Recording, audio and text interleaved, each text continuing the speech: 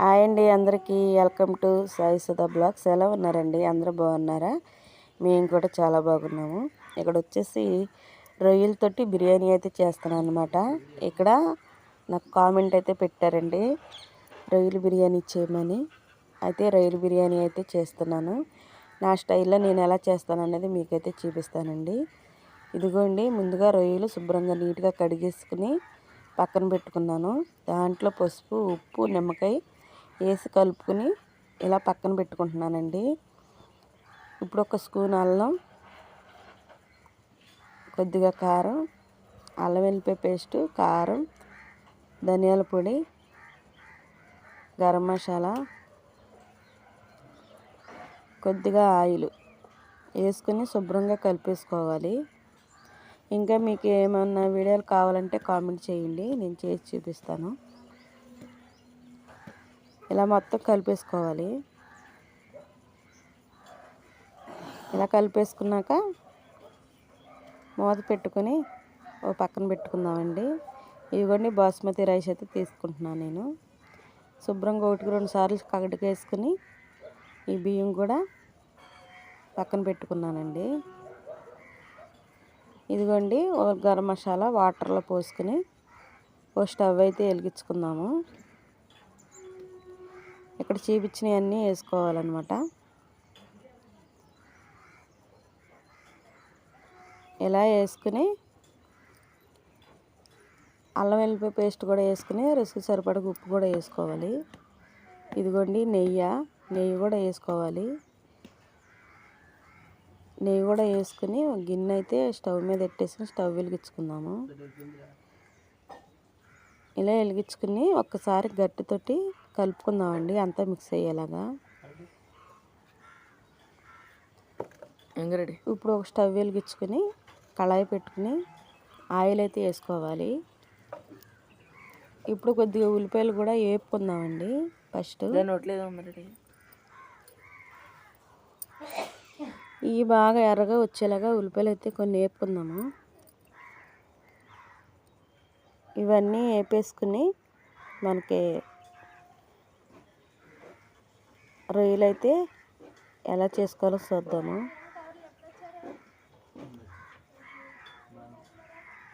వాటర్లో నీళ్ళు పోసుకున్న వాటర్లో కొత్తిమీర, పుదీనా కూడా వేసుకోవాలండి. ఇవ్వండి, ఉల్లిపాయలు వేగిని ఒక గిన్నెలోకి తీసుకుని పక్కన పెట్టుకుందాము.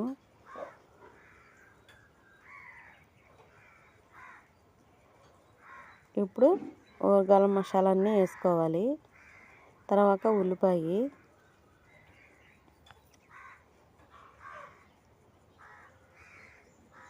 శుభ్రంగా మగ్గించుకోవాలి.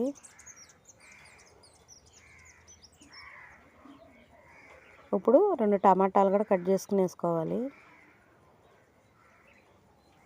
పచ్చిమిరకాయలు కూడా 4-5 అయితే వేస్తున్నా. ఇదంతా కలుపుకుని చక్కగా మగ్గించుకోవాలన్నమాట.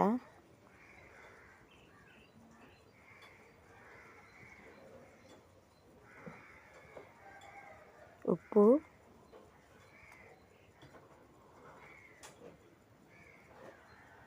ఇలా శుభ్రంగా నీట్గా మగ్గించేసుకోవాలి.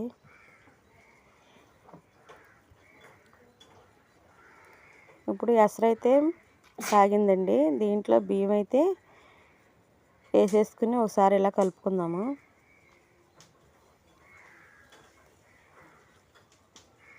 ఇలా కలుపుకుంటూ ఉండాలండి చక్కగా.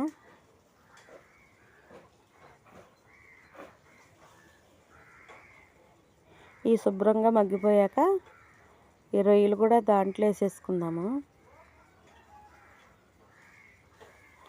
ఇవ్వండి, మనం ముందు మసాలా కలుపు పెట్టుకున్న రొయ్యలు అయితే వేసేసుకోవాలి. చాలా బాగుంటుందండి రొయ్యల బిర్యానీ. మనం ఇంట్లో చేసుకుంటే మళ్ళీ మళ్ళీ ఇంకా బయట అయితే కొనుక్కోమన్నమాట. టేస్ట్ అయితే అంత బాగుంటుంది. ఇప్పుడు మనం వేపుకున్న ఉల్లిపాయలు కూడా కొద్దిగా వేసుకుందామండి. వేసుకుని అంతా కలిసేలాగా కలుపుకుందాము.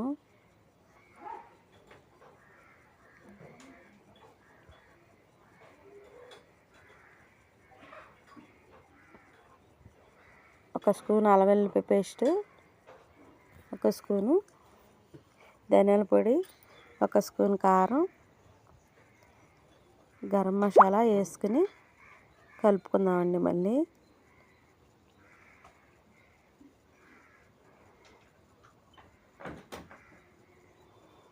ఇదిగోండి, కొత్తిమీర పుదీనా అయితే వేసుకోవాలి. వేసుకుని మొత్తం మిక్స్ అయ్యేలాగా కలుపుకుందాము. ఇక్కడైతే పక్కన రైస్ కూడా ఉడికిపోతుంది అనమాట.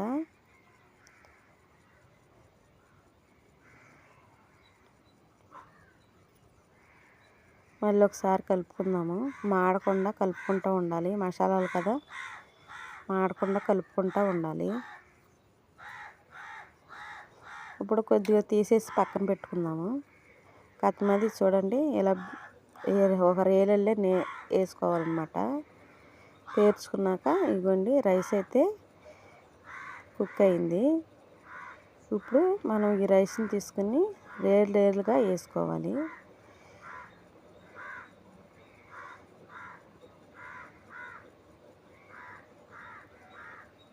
ఇలా వేసేయాలి.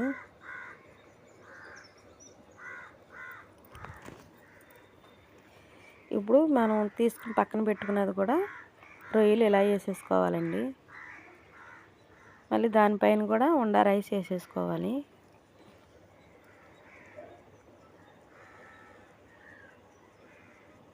చూడండి, ఇలా చక్కగా వేసేసుకోవాలన్నమాట.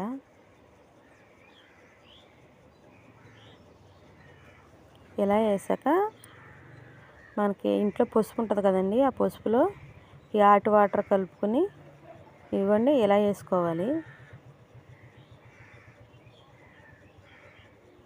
ఇప్పుడు వేపుకున్న ఉల్లిపాయలు, కొత్తిమీర,